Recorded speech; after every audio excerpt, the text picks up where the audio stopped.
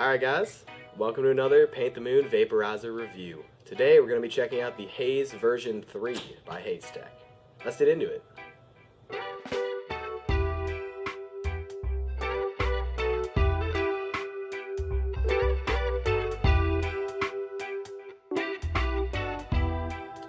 Alright guys, so when you get your Haze, it's going to come in a box very much like this.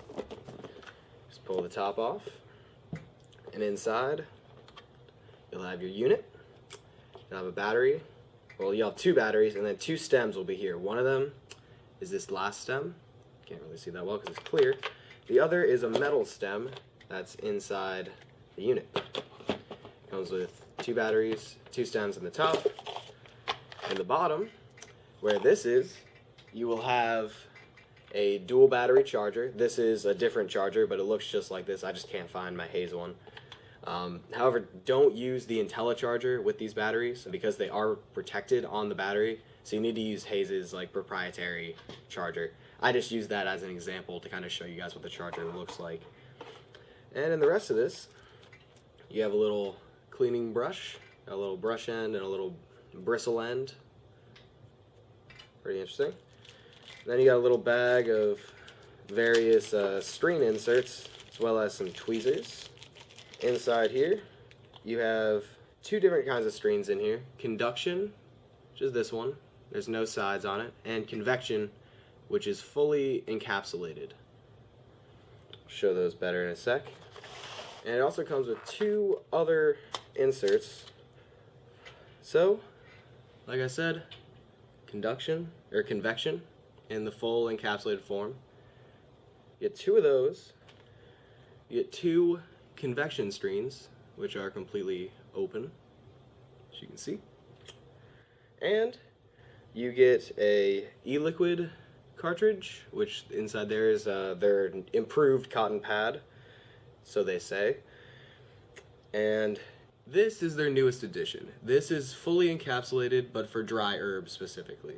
This cartridge also works for concentrates, but this is encapsulated fully, so you don't have to worry about anything spilling out of it or anything like that, which is really convenient.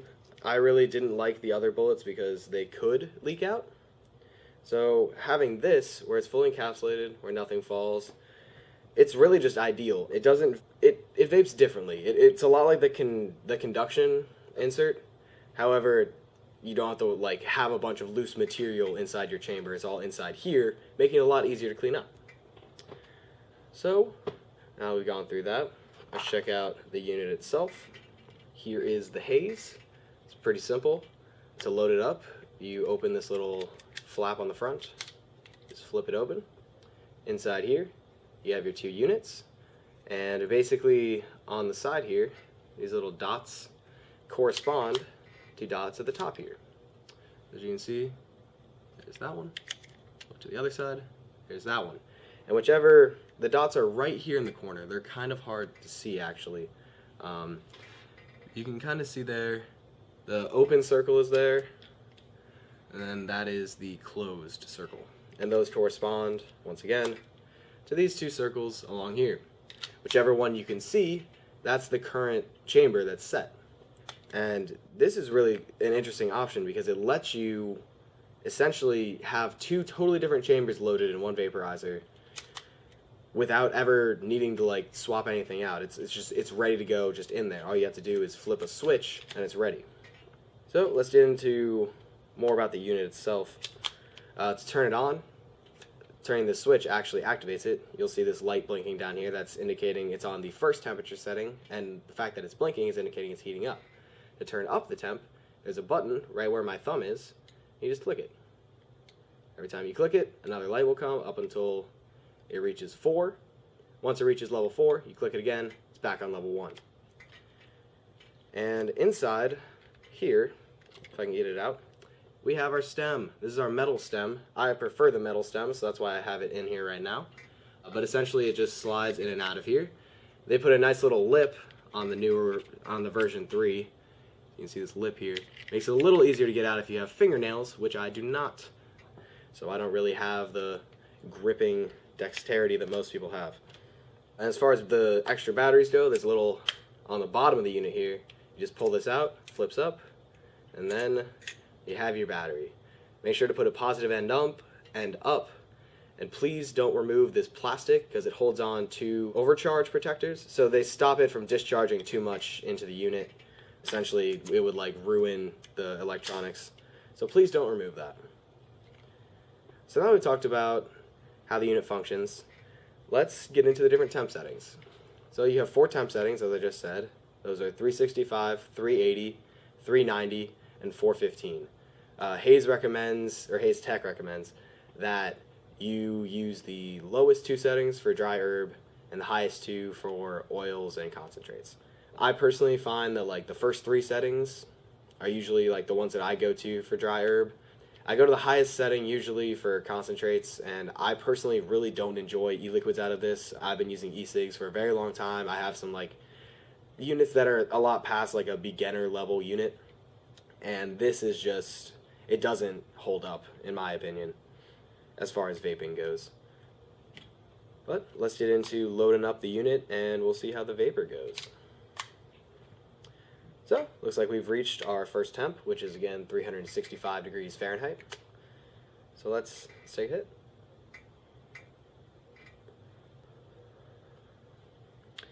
One thing that I like about this is on the lower settings, you do get very light but very flavorful vapor. It vapes it very efficiently, vapes it exactly as it's supposed to, with dry herb at the very least. I tend to always start at 1, work my way up to 3, and then I finish for dry herb. With concentrates and e-liquids, as I said, I go straight to the highest setting. It gets it where it needs to go a lot faster. Trying to vape concentrates at like 365 for me just doesn't really work. Once I hit around the 400s, it gets better, but it just doesn't quite work for me until then. Getting a little bit of visible vapor. Let's see if I can move so you guys can. Alright guys, sorry about that little cut there. I readjusted my kind of setup so you guys could see the vapor a little bit better. Well, what little vapor there is. Can't really see it. So what we're going to do, bumping it up to the next heat setting. Let it just go from there. And we're fully heated up. So let's take another hit on setting level 2.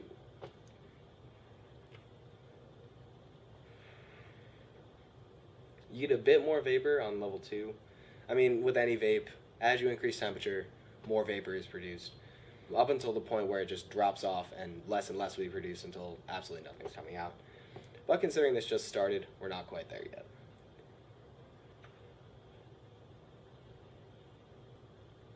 As far as portables go, comparing this unit to other units, I'd say it's definitely on par with like the higher end units like the packs, or packs 2 rather. Just because of the versatile options with this, you really can do a lot more than most other vaporizers can do. In a very nicely sized package. Like, it's not overly large. It's about the size of a regular, typical like man's wallet, I would say. It comes in a few different colors too. I believe it's 3 right now. They have like a blue, they have this, and then I think they have like a silver. And they all come with the same stuff. I really would like them to see a water pipe adapter for this, because I think on the higher settings with concentrates, this would be perfect with a water pipe.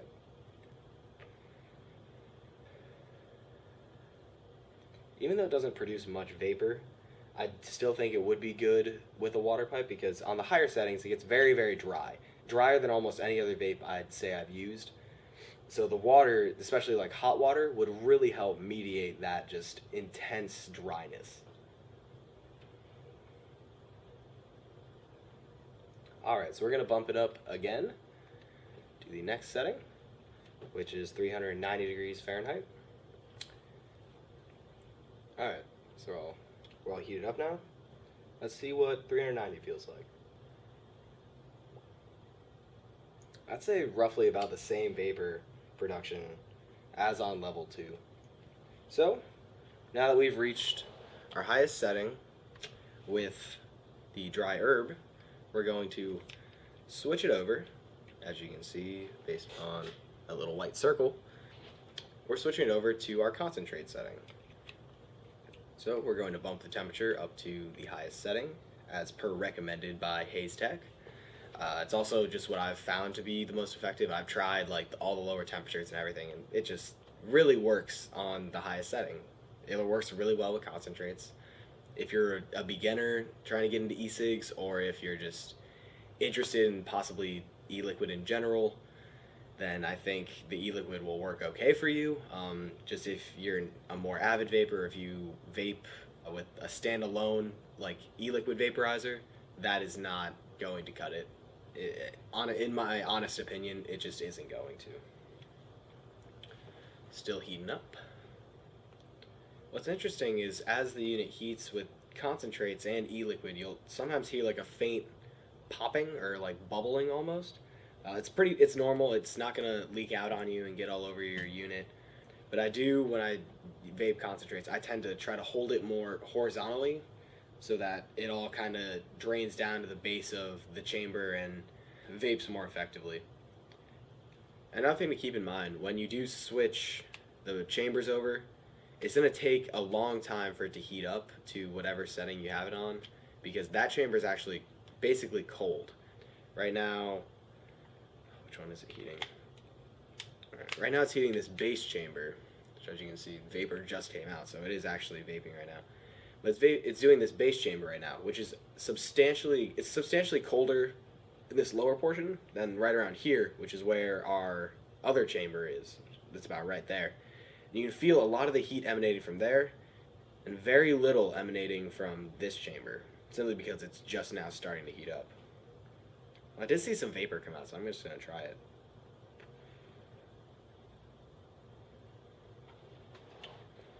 Now, that was not all concentrate. I can taste a good bit of e-liquid. I had some e-liquid spill out on me because I overfilled the chamber, so some of this vapor is e-liquid.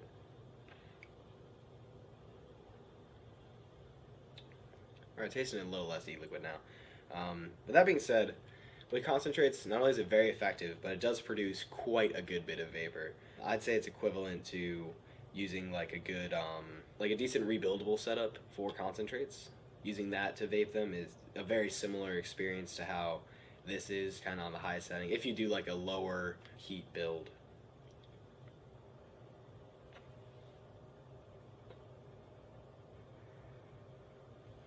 If you load about 0.1 to 0.2 grams of concentrate at one time, you'll get roughly 10 to 15 hits, I would say, like really good sized hits. If you really take your time and like figure out how to hit this effectively, which is essentially just pulling slowly like you do through just about every other vaporizer, you really have no problems with it. I've gotten some very large pulls off of it with both dry herb and with e-liquid. I just personally prefer smaller hits, so that's why I tend to take smaller hits. Alright. Say we're pretty much done. Alright guys, so this has been our review of the Haze version 3. One of the first 2-in-1 vaporizers that you can have with just the flick of a switch. Very convenient, very easy, very efficient, overall an amazing vape. You really can't go wrong with it if you're looking for like a higher end unit. These tend to be more pricey. They tend to cost a bit more than I'd say the average unit. So it's definitely in that upper tier of price range, but I'd say the investment is well worth it if you are very interested in not only multiple forms of vaping, but multiple forms of vaping just dry herb. You have 3 different methods that you can vape dry herb with, and you have a method for concentrates and a method for e-liquid. While the e-liquid falls short, like that's really to be expected. These vaporizers aren't designed for e-liquid. E-liquid vaporizers are so vastly different from the chambers that exist in these. That being said, it does a decent job. If you're interested in it, I'd recommend trying it if you do get the Haze. And as far as cleaning and maintenance goes, all you really need to do is clean out these stems every like few weeks. They'll get sticky, you'll know when they need to be cleaned. And to clean out the individual chambers themselves. That's really all you have to do. There's no real room for error. It's very easy to clean, very fast to clean. Their cleaning brush, this little brush on this end, helps a lot with getting in that tube. And this thing actually helps brush the chamber out very well. So Haze did a really good job on their little tools that they included with it. They did a good job with this vape overall. It's really just a solid vaporizer, and I don't think you could really go wrong with it. So, as always, we're on Facebook and Twitter, as well as Reddit and FC under the username Paint the Moon. Please don't forget to like and subscribe, and drop a comment if you have any questions for us or you just want to say hi. Thanks for stopping by.